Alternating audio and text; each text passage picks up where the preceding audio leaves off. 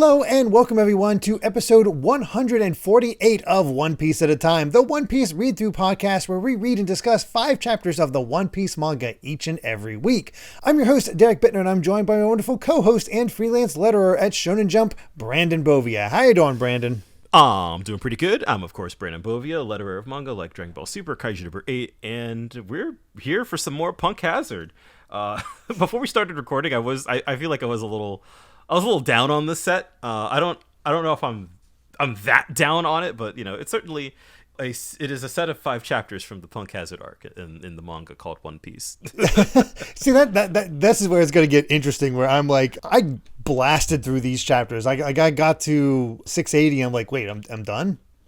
Like, right? It was because there's not a lot of big things, but it's sort of this arc's version of let's start setting up fights or confrontations. Yeah.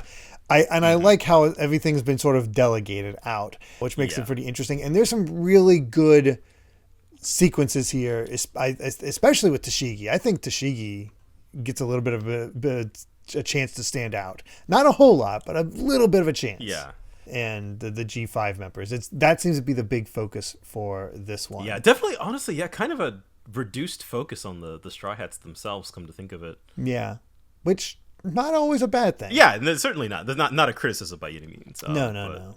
Of course, we'll get more into it once we get actually exploring each finer point. But I will say I had a big freak out almost immediately. So let's get to that with chapter 676, The Perfect Weapon of Mass Murder. And it's been a little bit, but we got a 2-page of a color spread to start things out with them just hanging out in a bunch of teacups and drinking, bathing, or cooking.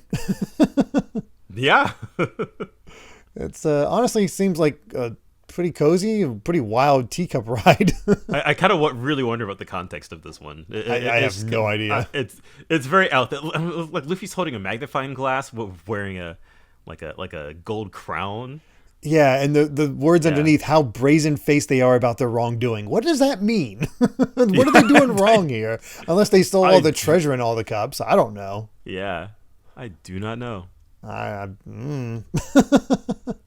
But last time it seemed like this. Honestly, the whole thing with Smiley has thrown me for a loop because it felt like this was something that Caesar absolutely wanted to control. Like he had a plan for it. Like this was going to be the big weapon. Is just the fact of Smiley itself, a devil fruit, or it's poison goop, possessing a devil fruit. But no, he took the bait. And that was the whole point that he really wanted to have happen. And things start going weird for that thing. And we don't know exactly what's happening. We just get this mention from him. It's like, now he will be reborn. It's like, okay. And everybody's sort of looking and he's just sort of moaning and whatnot. And of course, everybody else is still running from this thing. Like, what the heck is up with this? Yeah, just we don't know what's going on. Just like, hey, the people on this island, the warriors of this island are fleeing. Nothing good can come from this, says Kinemon. So it's just like, we don't need to know what's happening to know that we shouldn't be anywhere near it. No, it's just like we got to get out of here. Let's go. And the members of the pirates working for Caesar. Or be like, dang it, why'd that cart have to, or sled have to break? And we actually then see the sled. And there's this, like I said, freak out moment. Smiley runs past it. And as he goes past it, there's this, we see that the sled has a bag of apples. And then one of the apples starts transforming into a devil fruit. Yes. And at that point, Caesar says, very good, Smiley. May we meet again. Now be reborn as the weapon of mass murder, land of the dead. Transform this island entirely. And that is an indication that whatever Caesar fed him killed Smiley. Killed him. Yeah, Smiley is dead. Yes. And may he is rest in peace. Taking a different route. Which, this was also the candy he was feeding the kids, so what in the hell was in that? Yeah. That's disturbing in and of itself. 2, we just saw how devil fruit get transferred. Yes. Yeah, and it's basically just the nearest fruit will just turn into one, which I feel like has all sorts of really fascinating implications of, but also, man, now my mind is racing because I'm thinking like, I wonder if that knowledge has anything to do with what Blackbeard did. Maybe I don't know. That's Yeah. a good question. I don't know either. back around the time I forget what it was during Ace or earlier time than that. We were talking about how devil fruit come back because they have a whole list. Maybe it was from the fact that they have a book of devil fruit and some they have records of and some they don't. And it got into that idea. And my thought is that wherever that person died, that's where the devil fruit would sprout up later on. I never considered that it would just transform another fruit entirely wherever they died. And that also leads to the other question. Is it any fruit or is it only apples? Because apples, if we go to the whole thing with Adam and Eve and the apples sort of being the symbol of man's fall, devil, it's like, does it go that specific? It's like a fascinating tidbit about how this all works with no clear answer. Yeah, definitely. God, an answer with more questions. And if that ain't One Piece, I don't know what is. Mm-hmm. Yeah, I definitely hadn't. For some reason, the biblical angle had never occurred to me, and that definitely like. And now I'm racking my brain for like the devil fruits we've seen across the series, and it's like, have they all been kind of like apple shaped? I think they've all been like different colors, at least in the anime. I don't know if that was Oda's intention necessarily. Like I know the gum fruit is like purple. Mm-hmm. Yeah, we've definitely seen a few, and I haven't specifically. I never bothered looking. It never seemed that important. Yeah, right. to note what the devil fruit actually looks like as far as its shape, but if racking my brain, I do think they tend to be, in retrospect, apple shaped. Or that sort of idea of a stem on top, which there's pears and stuff that can fit that idea as well. Yeah. So I don't know. Like I said, I was thrown for a loop on this one because it also raises the question like, okay, Ace died. Mm-hmm. Was there fruit nearby that somebody could eat, or if there is no fruit nearby that can be transformed like this, right? Like what happens to it? Is it just like somebody brings an apple near to that grave and that apple all of a sudden transforms, or so forth? Mm-hmm. Yeah, like that's what I mean. Where it's like we just saw the birth of a devil fruit, but we still don't have all the answers, and that's wild. I will say, I think there's a really good reason Oda put this scene here right now. Yeah, I mean, we don't have devil fruit users die that often, so yeah, exactly. So it's a good time to bring it up as an example, right? Mm-hmm. Kind of just sort of subtly show the reader. Yeah, you wouldn't show this scene when Ace died, for example. That's not the right time. Mm-hmm. It would completely distract from the moment. But Smiley is just a thing. Like it's literally a sentient poison gas cloud. Yep. So that makes sense. Yeah. When you think about it that way, I guess it was like we don't see devil fruit users really die on screen that often. So yeah, not at for all. Sure. Yeah, I do think, like I said, I think it's probably smart that Oda put this scene here now. Mm-hmm. Because I can think of a couple of reasons why it's important to know that this is how it works. Oh boy. Oh my God. That's wild. But yeah, Smiley is dead because we turn the next page and it's just all of a sudden its body just collapses into a giant cloud of smoke. And this is the true form of Land of the Dead. And this gas is terrifying. You just see one of the guys, like, oh, he's slowing down, he's getting caught in the gas, he's pleading for help, and he just gets completely like covered up, and he's just like hollowed out. Yeah, it's like his body got calcified. It's just this white mass over it. Mm-hmm. And yikes. Like, holy crap, that is Yes. so much. All of a sudden, yeah, this is way more threatening than Magellan. Yeah, and then of course, Caesar here is just completely chewing the scenery, just like, oh, I thought, the poison gas worked, but, they were just healthy enough to escape. So now I've created a super weapon that is instant death, basically. Instantly paralyzes them. So they might not be dead, but I have no idea if there's a counteragent to this thing. Holy crap. Yeah. But yeah, of course, he's living it up where it's like, show me more. I want to see hell on earth. And, they're all reacting to this. It's like, what in the world? Yeah. And it's just more examples of these men getting calcified. Yeah. I'm gonna point this out because I don't think this is ever relevant again. It's just one of those, like, why did he put this here? The first guy we see on this page, is that Rob Lucci? It's vaguely reminiscent of Rob Lucci, but I don't think it's Rob Lucci. It wouldn't make sense for it to be, but the silhouette, like I can't help but think of Rob Lucci when I see the big hat and the sort of curly hair out back. Yeah, and we did see him sitting around and drinking like wine or whiskey or whatever. I don't know if it's the exact kind, but there was that. I guess an underground government agent would be familiar with like the underworld brokers and things like that, but it is one of those like, what are you doing here? Yeah, is that even him? I don't think so. I've not paid a whole lot of attention to these men in shadow. Like I've tried to see if I've recognized them at all, but like I have no idea who these people are. Yeah. Honestly, I've last time I thought I did, and the more I think about it, I'm just like, no, I don't think they're anything. Other than the obvious ones, like we saw the Big Mom guys. Yeah. Yeah, so I really think they're just random people.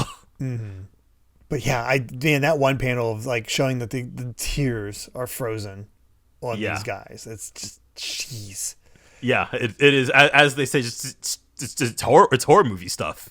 Oh yeah, and yeah, the G5 men are watching this is like, oh God, where's that happening? Look, turn around. Oh God, it's happening here. We got to get out of here. Is this why they shut us out? And we get this, like, even they pointed out that they're running in a weird way, and I don't understand it, but they're like doing the wacky, like, multi-leg run for Zoro, Kinemon, and the rest. Yep. I don't get it, but they're still running away. They see a dragon also running away that they're chasing after, and it's like, all right, it's smaller than the one before, but hey, if we catch it, maybe we can use it to fly away, and so let's go for it. And it is pointed out that Kinemon's going like a dragon, which is like, I wonder if that has any meaning, since we know that's where the dragon was in Monsters, since it was in Wano. Right. Yeah. Yeah, I think so. There's a good reason he reacted that way. Yeah. We know these dragons are crafted by Vegapunk, so whether or not that who knows about actual dragons in Wano. Mm-hmm. Luffy and the others see them. Zoro on the monitors is like, why are they running away? It's like, Robin just makes, oh, the samurai's whole again. It's like, oh, you're right. I guess he won't give me his legs then. Yeah. Then he goes, hey, that's not important. What's important right now? Yeah, I love that they're just kind of casually watching. Like, watch out! That's this book is dangerous. Caesar's laughing it up, of course, and it's like, well, time to get rid of you all. And he has the cage that they're in flip over through the wall to the outside. You guys are going to help me prove that a pirate worth 400 million berries, a naval vice admiral, and even a warlord are helpless before the land of the dead. And Chopper's watching this all. It's like, oh God, what do I do? Yes. And then all of a sudden he gets tossed a note that says, don't do anything. Yeah. And I have a guess to who's doing that. Or who gave the note. It feels like law. I guess in retrospect, it could be Law. My first thought was it definitely could be. It's either Law or it's Monet was my thought. Because I feel like Monet would be aware of Chopper's presence just because she is such an information broker and aware of so many things on the island. Yeah. So my thought was is like, oh, she might be doing a double cross thing here or something like that. I don't know. Mm-hmm, mm-hmm. But as we'll see here, it's probably more likely Law. Yeah, I think that the explanation for that will be coming up in a bit, if it is, because we don't get confirmation. I think on who it is. I don't know if we ever will. Definitely suspicious. Yep. But it all makes the most sense. But yeah, they get put outside. The G5 men notice them all out there. And they're just asking, like, what's going to happen to us? And they're all kind of calm. It's like, well, this is what are we going to do about this? We're in a pickle. What are we going to do? And that's when Law's like, time for the counterattack. Don't screw up the plan this time. So let's do it. It's like, all right, Law's still in control. Yeah, somehow this definitely feels like all right. We're heading into the sort of the back half of the arc here. Yeah, it does kind of seem that signal. It's like, okay, things are dire. Let's bounce back. Mm-hmm. Well, let's go ahead and move on to chapter 677, Counter Hazard. And this cover page just immediately got better. Thank you. Thank you, Jinbei. Yes. Jinbei rolls up and just gives Caribou just a good old smack in the face. Frees the mermaids. He's done. Don't need to worry about this idiot anymore. Yes, I'm glad. Jinbei shows up immediately, takes out the trash. All right, we're good to go. Yeah. Thank you, Jinbei. We start the next chapter with basically like, here's Law, here's Luffy, here's Nico Robin, here's Smoker. How did Caesar get a hold of such impressive people? And there are, of course, we see these shadow people watching, which, as we saw before, includes Captain Kidd. Yeah. Now that I see the hat guy again, he looks more like Rob Lucci than last time. He might be, yeah. This is gonna bug me. I don't know. I honestly, the guy with the sort of the panel with how did Caesar capture such impressive people? Mm-hmm. From behind with the ears and kind of the hair, it's like I could see that being like a slimmed down Moria. Yeah. Almost. Could possibly, yeah. I don't know for sure. I kind of doubt it, but that was like just looking here is like maybe think of it. I'm comfortable kind of at this point thinking that these shadowy figures are just kind of nobody. Yeah, they're just for the shadowy most part. figures. Yeah, we do see Peckhams and Tamago again, but yeah, but that's about it. But yeah, we get to see Kidd after the time jump, and he's been through it. Like holy crap, tons of scars all over his body and his face. And I don't know if he's lost an arm or just constantly has his mech arm out at all times. The way, because you can kind of see it, the mech parts kind of like attached to his neck, right? Like and kind of up his chest. Yeah. Yeah. So who knows? It feels like he's lost his arm. Yeah. It feels like it. And he's been through it, but he has a bigger bounty than Luffy, 470. Yeah. Did Killer always have a beard?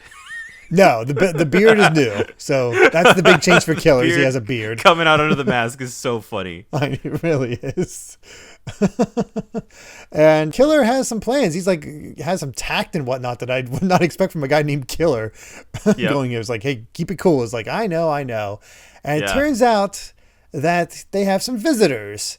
Scratchman Apu and Basil Hawkins. Yeah. Yes. Yep. They have both appeared, and of course, they are just antagonizing each other. It kind of looks like Apu's kind of made a mess of the place. And yeah, I love the kids. Like, is this how you act in another man's hideout? And he's ready for blood. Yeah, he's just like, just making sure you don't have any snipers. His bounty's up to 350, and honestly, it mostly seems to be an outfit change from what I remember of Apu. Yeah, couldn't tell you otherwise. Not really. And same for Hawkins, honestly. Best I can tell for him is just a frillier thing around his neck, I guess. Yeah. I'm sure they've changed in more significant ways if you looked at them side by side, but just looking at them here, there's nothing as obvious as Kid, possibly missing an arm or Killer's just fluffy new beard. Yeah. And Hawkins just like, this is dumb, I'm leaving. And Killer's like, wait, don't go, just knock it off. Our three crews are together to discuss an alliance. Let's talk. So and it's like, some of the other supernovas or worst generation are looking about forming an alliance because we already have Law and Luffy together, so it's like hoo. That makes sense. So it's things are moving. Things are definitely moving. So now that becomes the question of, okay, which emperor are they going to target? Yes. Because that's the only thing you do. You either work for an emperor or you form an alliance to go against an emperor. I remember where this ends up. I forgot how much of it was introduced here. So it's kind of fun seeing these seeds being planted for stuff that's way later, basically. Mm-hmm. As usual. Yeah. Yep. But we go to a group, and that's the last that we see of this. Yeah. Oh, yeah. Yeah. Tuck that in the back of your head. Pretty much, because we go back to Punk Hazard. The gas is getting closer. Law is like, okay, let's take care of this. And he's just like, okay, anyone here can burn things. If not, no big deal. It's like, oh no, Frankie can breathe fire. He's good. He can do lasers too, but it's like, nah, I can't do the radical beam without both arms free. But I can shoot the Kudabu out of my butt. Yeah, which would be handy, but, he at least is able to, use his Frankie fireball to burn up the remaining scrap of that ship. Mm-hmm. Which sets off just tons of smoke starts pouring out all around, covering up things. And it's like, okay, cool. And immediately gets rid of the locks. Yep. Law has been scheming. Yes, he has. He's like, the video snails can't see us, so I can do this. So we've got some time before they realize what's going on. It's like, wait, how'd you get the sea prism shackles off? It's like, oh, mine were just normal. These are easy to remove with my power. So I've been here for months. So I've just been going around replacing all the sea prisms chains with normal chains just in case I was taken prisoner. Yeah. Of course, Law's got a plan for everything. And of course, the other thing that he does is, he basically he turns Smoker and Tashigi back to normal. I love poor Tashigi with this bit, because Smoker in her body is just man-spreading like nobody's business. And then they swap back, and then she's just like, oh god. And she's just covering up as much as possible, curling over. Like, you feel for the poor girl. Yeah. It is sort of fun that she actually does kind of cheer out Smoker a bit. Yeah, she does. How dare you beg for your dirty, beg a pirate for your life. Yeah, because she says, I'll do anything you say if you undo the chains, because her modesty's at risk. Of course, yeah. It's like, no, we ought to, because if that's what it takes, because if we die here, every one of our men will be slaughtered, and Virgo will cover it all up, even the children. So we've got to get out of here no matter what. Yeah, she's kind of got the right plan here. Mm-hmm. Law just says, hey, I have no reason to save you, but if you get out of here and ruin Virgo's reputation, that helps me. So forget about me and Joker. This isn't a request. This is a demand. Give me that. I give you your lives. And Luffy's already out of the cage and being like, so how do we get inside? Yeah, and then, poor Law. He's not again. Whenever he deals with normal people, he's fine. If he deals with the Straw Hats, never goes to plan. Yep. all of a sudden, all of his threats and like badassness just disappear. Yeah, absolutely. And of course, before we change scenes, I love that last little panel of Tashigi pouting at Smoker. She gets her as she puts her clothes back on. What are you glaring at? Again, I don't understand this running method of Zoro and the rest, because even Kinemon says, even with this odd manner of running, it is going to catch us. It's like, why? Is it just for comedy effects, I guess? I think it's just a visual gag. But I do like this gag where Sanchi's just like, Nami's lungs aren't big enough for me to run as fast as you guys. I can't take any more. My chest. And he holds his chest and he's like, oh, right, I have boobs. Boom. Just gone. Yeah, it just grabs the dragon instantly. And Zoro's just like, what kind of stupid source of power is that? hey, man, whatever it takes to get the job done. Yep. And then Brownbeard, are we willing to declare him our secret MVP for this arc? I think so. Yeah, I feel like a lot of this would, pardon the pun, go up in smoke if it weren't for him. Even if it's just that I feel like, I don't know if for the rest of the arc, but certainly for the rest of the section, he's kind of just the ride. He's the ride. Yeah, he's a delivery boy, and so we have Usopp and Nami hitching a ride on his back. And it's just like, okay, that is pretty fun. It's like, thanks for helping. It's like, you guys are dwarfs to me, so, I got to save my men. We got to save the kids. Oh, hey, there's our friends and a dragon getting chased by the smoke. I wonder what's up with that. And then we go back to the lab where Law, of course, opens up a way inside. And the G5 men are all looking around. It's like, what's going on here? Oh, hey, the shutter's opening. Let's get in before we die. Yeah. So clearly something's going on there. And they get inside, and sure enough, this is a fun one where we got Law, Smoker, Luffy, Tashigi, and Robin. Just all these men, all these minions taken out. It's just like all together posing. It's like, that's cool. I like that. Uneasy alliance. Yeah. You would not think a vice admiral, a pirate, and a warlord would be together like this. But that's definitely one of my favorite aspects of this arc, is just kind of like you never would have thought you'd see this specific group of characters all having to work together to a similar end. It makes it fun. It absolutely makes it fun. But Law still has like, okay, I need to figure out what to do about my heart. And Luffy's just like, I'm having a great time. Yep. They're closing up the shutter as Brownbeard is racing towards it. It's like, oh no, we're not going to make it. It's going to kill us all. And Zoro and them had, of course, hitched a ride along with the dragon who's biting on the Brownbeard's tail.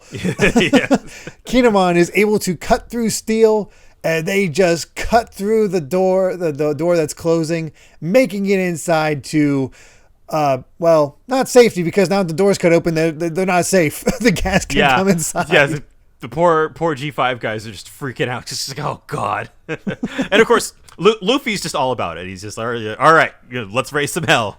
Yep. I could not agree more at this point. Gang's all here. So let's go ahead and get to Chapter 678, Lobby of Laboratory Building A. And, Caribou is properly captured, stuffed back in a barrel. And Jinbei's going to take him out of Fishman Island. So is this secretly going to be a Jinbei cover story? You know what? I would be completely fine if it ends up being just a Jinbei story. That would make this so much better. It's just Jinbei keeping this idiot in chains the entire time. I am immediately more interested now at the prospect that this if this gives us Jinbei content, then it'll have been worth something. This is way better than I thought it was going to be. I thought it was just going to be like, I didn't know what I was going to expect, honestly. Yeah, because I don't want to hang out with Caribou. I don't like this guy. He's a creep. Exactly. It's we'll see. But yeah, we get into the chapter and they've made it inside, and everybody's yelling at him, like, "What have you done?" And he's like, all right, we got to seal the breach. And the G5 men start working to seal it all back up and get all boarded. Working as fast as they can. And it's just enough time to seal it up. And this calcification that we see is doesn't happen to just people. It's happening to everything. It's just getting this layer of ash or whatever you want to see. It really is the land of the dead. It really feels just like apocalyptic. I don't know, genocidal. I love the little detail about the transponder snail that's transmitting footage, because it has this bubble around it and it just like it gets covered and it just cracks it away like snow and be like, okay, here's what's going on. And it is such a different vibe. It has turned Punk Hazard into a wasteland. More of a wasteland. I was like, jeez. Yeah. And I love getting Brooks' powers. Like, oh man, one step outside is instant death, I'd say. So let's get out of here. It gives me the creeps, and it's like, you give us the creeps. Yes. Yeah. Zoro's like, good. It's not good at all. He's the reason they had to seal the door. I also, man, I am so glad Brooke found his niche. Oh yeah. He's kind of become the reconnaissance guy almost. Yeah, I wouldn't have expected that, but it does work out. And G5's ready to just bring them all in. It's like, all right, we got to take them out. So Straw Hat Crew, Brownbeard, give up. It's like, all right, well, here we go. We're going to fight. And that's when Law says to Smoker and Tashigi, he's like, hey, don't interfere with me or his crew. And Smoker's just like, yeah, I got it.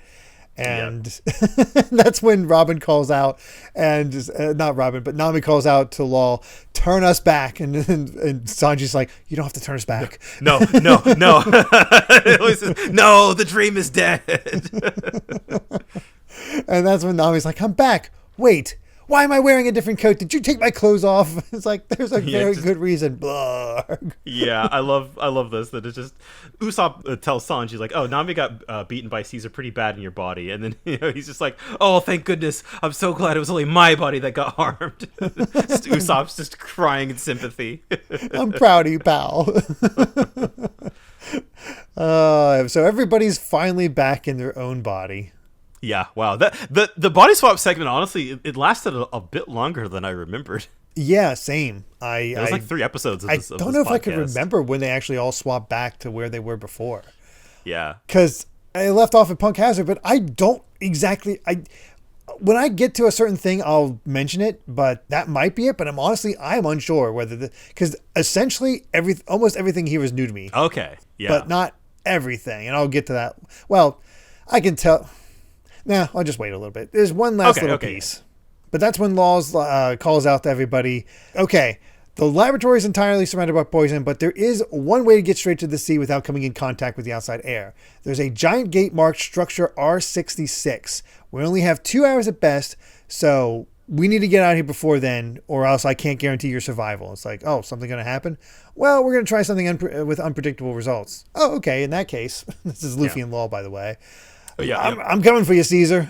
I'm coming for you. I know what Law means by that, and I'm looking forward to it. I have no idea what that means. That is definitely beyond where I stopped. Yeah, but we basically we're kind of splitting off at this point, which is pretty cool. Yeah, I like this. We got Luffy going after Caesar. We've got Zoro, Nami, pretty much the rest of the Straw Hat crew, and Kinemon looking for the kids and Momonosuke, while G5 is going to also help with finding the men, while also securing a tanker in the port and to get out of here and, secure R66. So everybody has their jobs. Smoker has a different plan, though. It's like, nah, you take the men to Shigi. I'm not letting Virgo make a mockery of the Navy. And that dude, Smoker's pissed. Yeah, he is. He puts up with the warlords bad enough, but to have a pirate amongst them just messing with things. And again, here's a little thing with Tashigi that I really like. It's like she wants to come with him. His power's the real deal. If something happens to you, it's like, no, who's going to protect my men? Get those idiots to safety. And that's like, it's the trust between these two. Yeah, which I've always liked since they were first introduced. Yeah, it's the trust, and it's also the like. Smoker, obviously, he gives the G5 guys he gives them hell, but like he does care about them, and he's always been shown to care about them throughout the story arc. He's always been a good Navy man, for sure. And he just goes to his own beat, which, as we've seen more and more of the Navy, is kind of what you need to do in the Navy. Yeah, to still be a good person. Yeah, the fact that Smoker is kind of a loose cannon, I think works in his favor and against the Navy. It's akin to Garp in that way.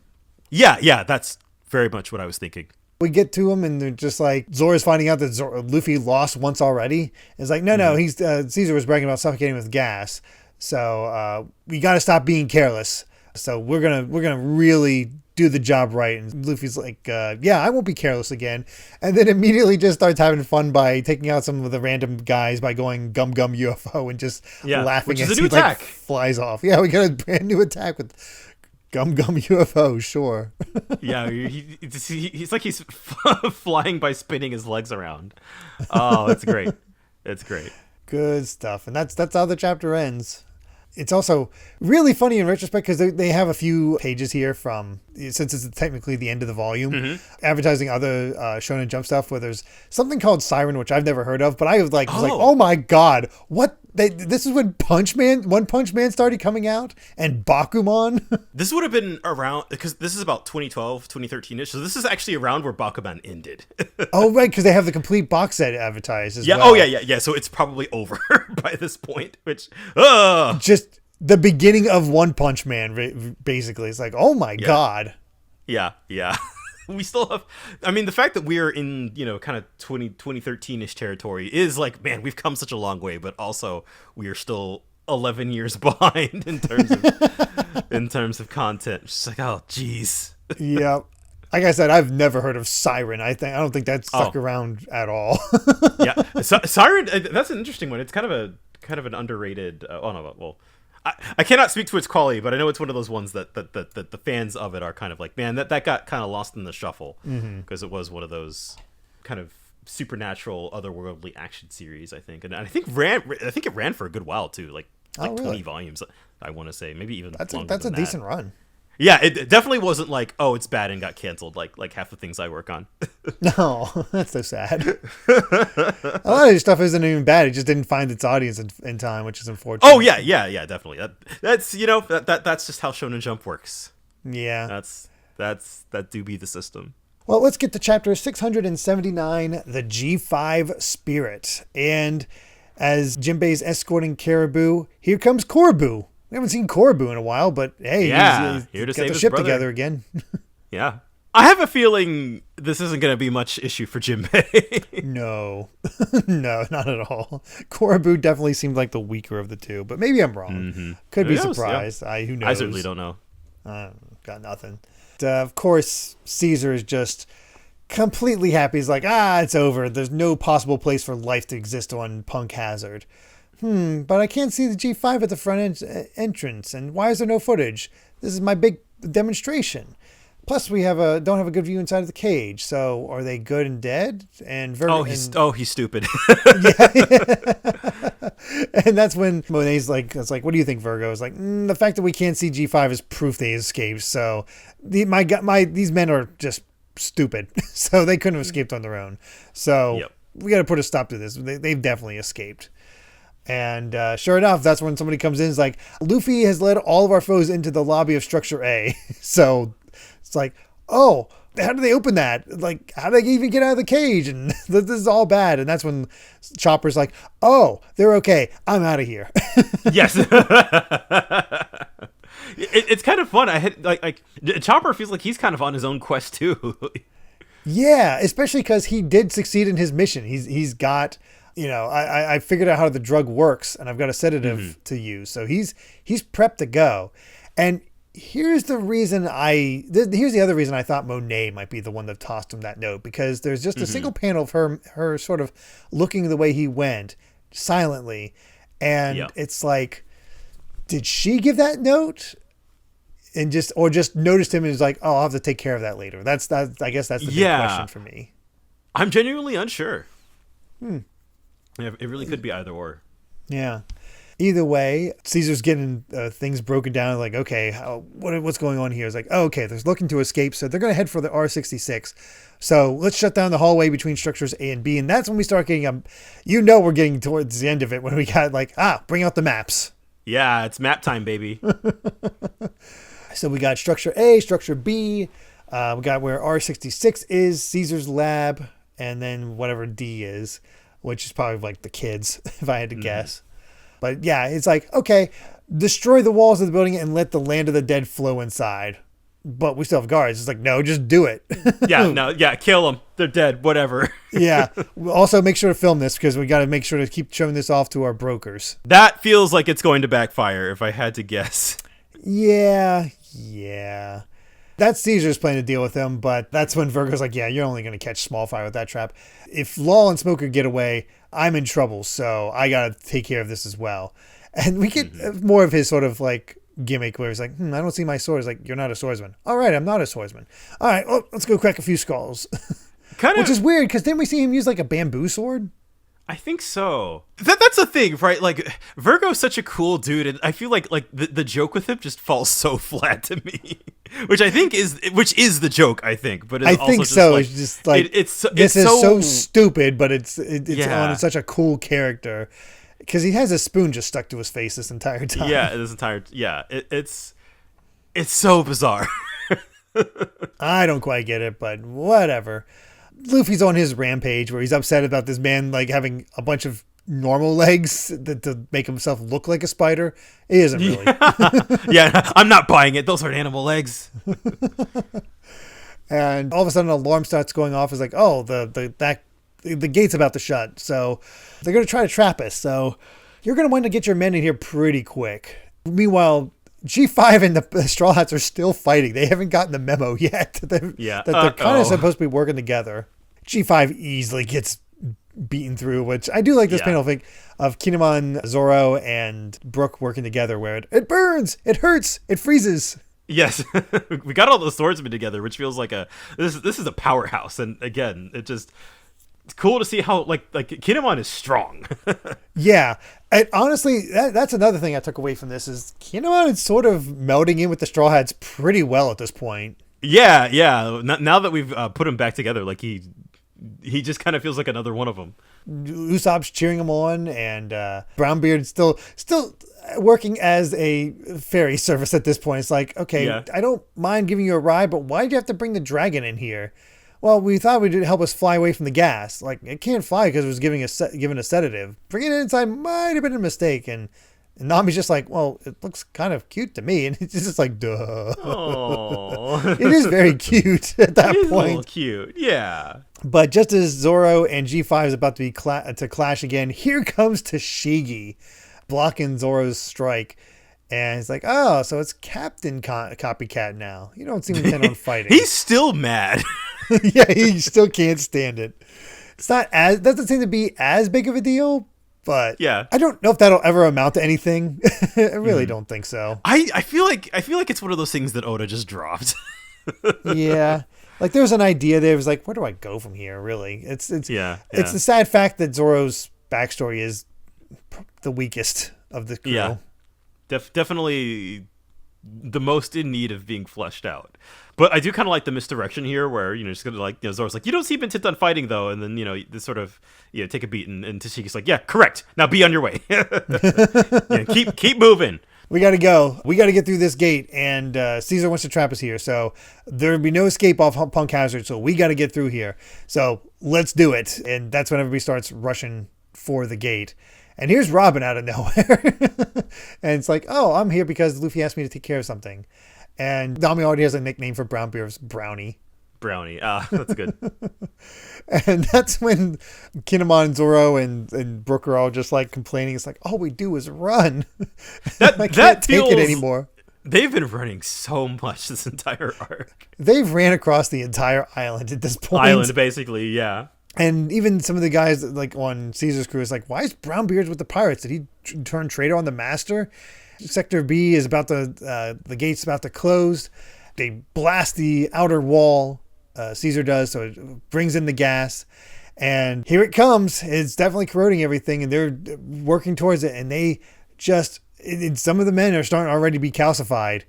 And they managed to just barely squeeze through, like especially Brownbeard, who's like, he should not fit. Yeah, somehow he does, though. And then all of a sudden, here comes Tashigi being tossed through the gate.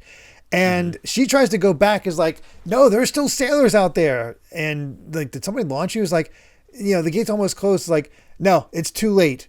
We did good, boys. We got our beloved captain over here safe and sound. And like, they're actually being calcified with thumbs up and victory poses. Like their whole, like the guys left behind, their entire goal was to get Tashigi out of there. Man, it's bleak. It's bleak, but it's also like, I like how it like humanizes these men where they were just sort of leering at Tashigi before, but now it's like, no, but again, they actually about care. her. Yeah, I think that is sort of one thing that'll start to be, if it hasn't become apparent already, is the G5 crew are definitely kind of scumbags, but like their heart's in the right place usually. And I think that's the big thing with Tashigi as a member of the Navy, because I think she represents like pure empathy that again you do not see a lot. Yeah, definitely. And with a lot of high-ranking people, that's interesting in and of itself. But yeah, that's how the chapter ends, is Tashigi bemoaning the loss of her men, but safe, and Caesar is like, yeah, you're going to be dead in the end. Like, you can't escape. Oh. But yeah, we do have an SBS. Not a whole lot. It's more perv jokes, and then like mentioning how Virgo, Bon Clay, and Lulu all kind of look similar from the back. Very enough. similar haircuts, but yeah. Yeah. There's stuff to make them look different, so it's fine. Yeah. I don't know if you would ever confuse them. No, definitely not. Like I said, we're already quickly there. Like, it's a weird thing. We got this huge lore drop only a few pages in, and then it's just an all kind of action and momentum going on, which I can see why was kind of a bit of a drag for you. to some I, degree. I think now that they're in the lab, that is the part I think where that is where this arc gets the most hard to follow. Oh, okay. Because you really have to pay attention to I think because it is just a lab, and that the you're really kind of relying on the maps to know who is where, and there's not as easy of a visual indicator. So it's not distinct in any way. Yeah, so it does feel like just kind of a lot of running around. Yeah. So let's get to chapter 680, our last chapter for the set. G5 Commander Virgo, the Bamboo Demon. That's a title. Yeah, seriously. And Corbu was here to save Caribou. No. Jinbei jumped out of the boat and just pulls him away. Yeah. Like, you're not catching him. Way. Yeah, that's great. Seriously, if we just get Jinbei the rest of the time, I'm going to be so happy. Yeah. I feel like that's where things are going right now.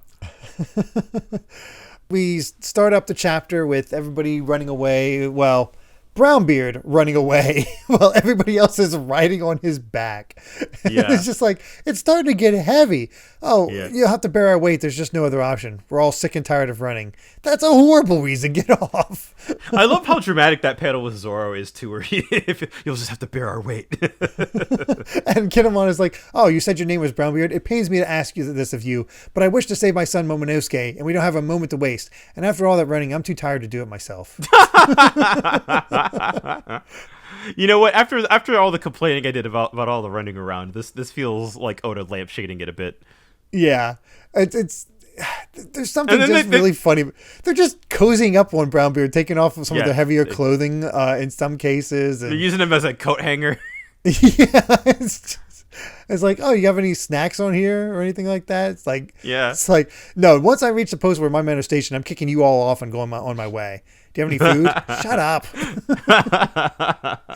That's probably one of the best jokes of this set. That's fun. Yeah, I've been enjoying that.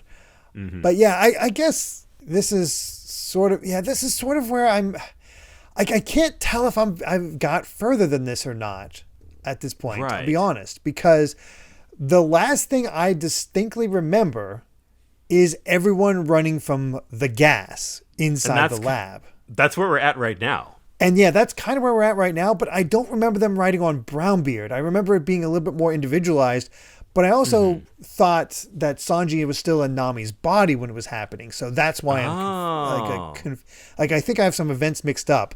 But I also think I'm not quite there yet, if only because of something else that happens in this chapter that we'll get to soon. But I am pretty much in the dark. I have been for the last 2 episodes, but I'm trying to like definitively mark this is where I left off, and my memory just started to suck at these last few. Where I couldn't remember it. I could imagine. They're all running ahead. G5 and Tashigi are hanging back, but it was like we've got to get word out to the world. We've got to get off this island. We can't let their sacrifice be in vain. So let's go. And that's when the dragon attacks. Yeah. Maybe we shouldn't have left it in, actually. No, we really shouldn't have, because the sedative has worn off, and these were designed to protect the island. But yeah, he's fast. And he is fast, and those jaws will just crunch through steel. It's a weird thing where a lot of times Oda will have a monster look threatening and then make him look cute. This time he made it look cute and then made it look threatening. Like it's actually kind of impressive. We drugged him, and now the drug wore off. He's a bit of a problem. Mm-hmm. But as he's continuing his attack, it looks like it's going to get worse, and they're definitely going to get picked off. When all of a sudden he notices something, he's like, "Oh, I'm out of here." Yep. So that feels like some hockey at play. Almost. Oh yeah, because who else would show up but Vice Admiral Virgo himself? Yeah, it's like, oh, right, it's saved. Yay, it's Virgo. He came to save us. He picked up our signal. Yeah, how many ships are they sending? Like, they're all celebrating. Meanwhile, Tashigi's like, oh, God. Yep. Yeah, they're all just like, oh, yeah. Yeah, we're unstoppable now. And she tries to call out, run. And just as she says that, he turns around and just bam, bam, bam, bam, bam, bam. With, like, a finger. Just takes them all out. I'm going to assume that he can use the 6 powers then. It feels like it. I mean, if he'd reached Vice Admiral, I'm sure they taught some of that to that degree. So it makes a certain amount of sense. The one guy's like, Vice Admiral, did they deserve a punishment? Because I mean, it seems a little extreme. Your finger pistol can be a bit fatal. And that's when we start having flashbacks from Tashigi of them welcoming him and talking about how you'll grow fond of the men, even though they're kind of rough here, and how everybody looks up to Virgo. He did come across as just a good guy. The juxtaposition of, like, you know, in time you might even grow fond of them as it like, you know, cuts to just Virgo just beating them one by one. It's not even close. These guys stand no chance. And Tashigi, bless her heart, is just like, stay away from him. He's not the man you think he is. And he's been working against us this for, and he doesn't even get it out. He makes sure she doesn't say who he's working for, and he knocks her to the ground. I also one last little bit about the flashback. I do like that we sort of see in the flashback that we see him cover up the missing children incidents, and you know, the way that he just lies straight into Tashigi's face. It's just like, you know, the death of the child is very hard news for any parent to accept. You know, calling it an abduction at least gives them hope. You'll understand one day if you become a mother. It's just like, jeez. Yeah. Laying it on thick. I suppose the Navy doesn't have HR. No, I don't think so. Also, I haven't noticed it in a while, but Tashigi in that flashback, when it's about that child abduction report, she does have that really thin waist. Oda does on occasion. It's been a while. I have not noticed it. That's the first time it stood out to me in a long time. And I almost wonder if because it's pre-time skip. Yeah, it might be. Maybe. I wonder if that's a mark. It was just like all the women were just kind of thin then. Yeah, I wonder if that's. But also, everybody's been wearing like these, you know, heavy coats this whole arc, so definitely not. You're not going to be form fitting in that case. Yeah. But the men think, oh, this is an imposter. This can't be the real Virgo. He's like you're making a mockery of his image, and no, he just takes out each of them. And Tashigi is just crying. It's like, stop, I can't speak. Just stop, and Smoker, help us. And that's when out of nowhere, here comes Sanji just screaming out, I hear a lady calling for me. And God, it's so funny, but he manages to make it so cool. Right? Even gets a good hit in on Virgo and knocks him flying, yeah. Really, the first good hit we've seen him take since he got here. And, you know, it's the Sanji using his Diable Jambe, of course. Yes. So we've got Sanji versus Virgo. Yeah. It's like I heard the sound of a lady's teardrops falling, and it's so dumb but so cool. And this is the thing, we don't see anything more of this, but this is also the thing I wanted to mention, is that I don't know if there's a definitive winner in this fight or anything like that. But maybe what I'm thinking of is Sanji running on his own from the gas. Maybe. So yeah. I don't know again when that happens, but I think I think that might be it, because I remember Sanji and I remember running from gas, and I thought Sanji was still in Nami's body, but obviously not. Yeah. So it's detective work on my part trying to figure this out. Yeah, for sure. But I also really like this, that Virgo's already in a fight. Yeah. Because he does not know for sure if Law has betrayed them or anything like that. So there's no reason for him to squeeze his heart. So this keeps Law in play. You have to keep him distracted, because at this point it's like, okay, Law is obviously trying to go against me. I just crush his heart. Yeah, exactly. So interesting planning going on here. Yeah, and also, God, this feels like the first good Sanji moment, like the whole time skip.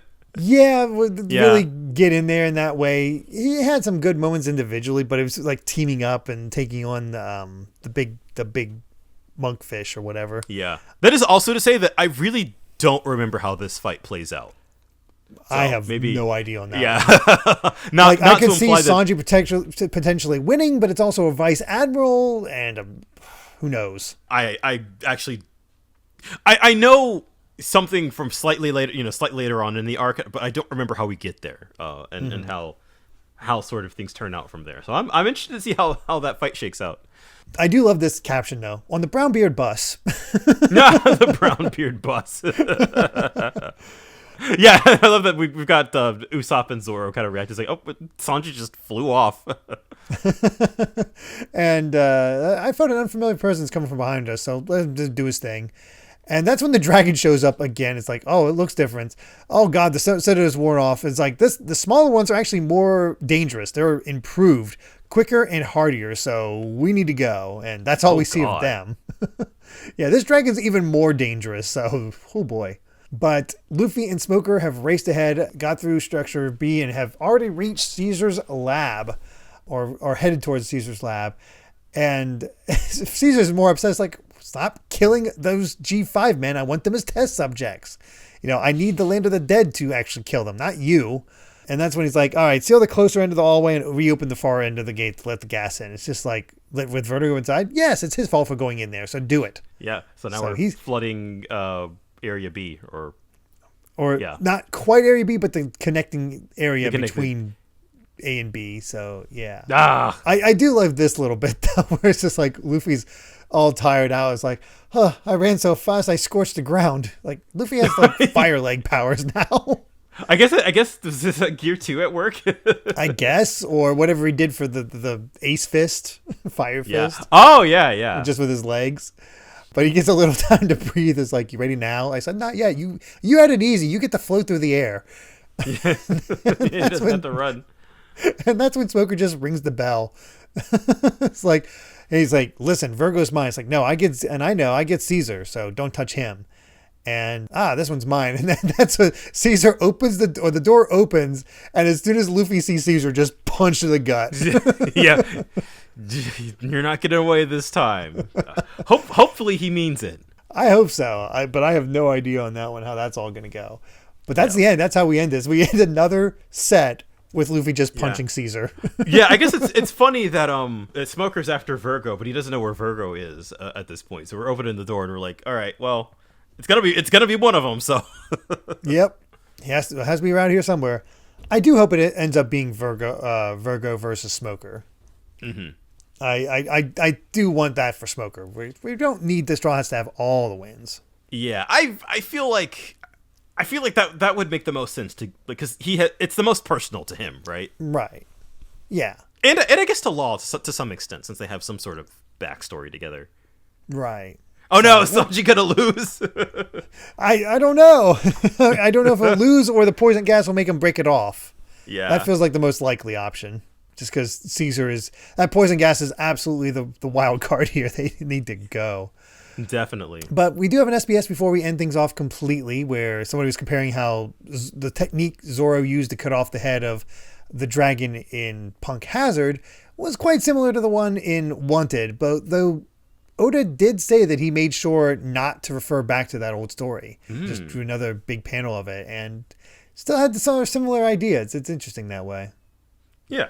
And then the other one is just the mention of something we already talked about before, where they're like, oh yeah, lightning raining down on like rain, which is the island that Rouge went to, and also the one that they would have went to had they not ended up in the White Strom. Yep. Neat. So, yep. So, yeah, I mean, it's definitely pieces being moved around. We're getting ready for fights or whatever you have for it. But I was invested for sure. Yeah. Just in what was going to happen. I think for this set, I think I kind of came out liking it a little bit more. Oh, that's good. Yeah. Yeah. I can definitely see how it might get weak at some point. It go one way or the other as far as how things are going to play out. But,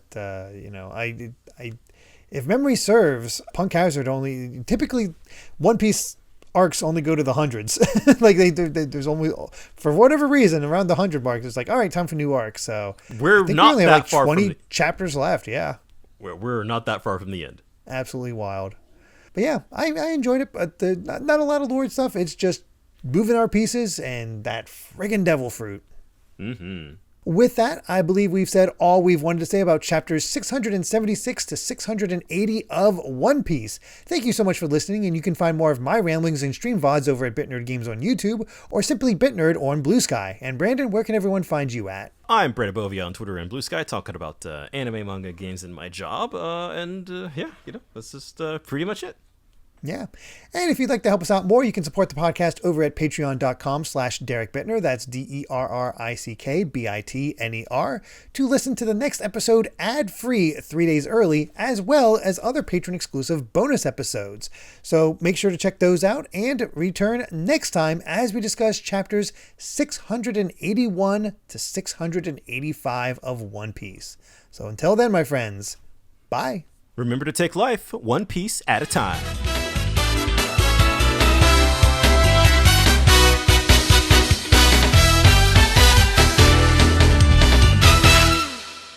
Hey, my back's not a lounge. If you're not hurt, get down and run for yourselves. I mean it! I'm feeling a bit hungry. A samurai is trained to endure the pangs of hunger. Brownbeard, do you have any snacks stored back here?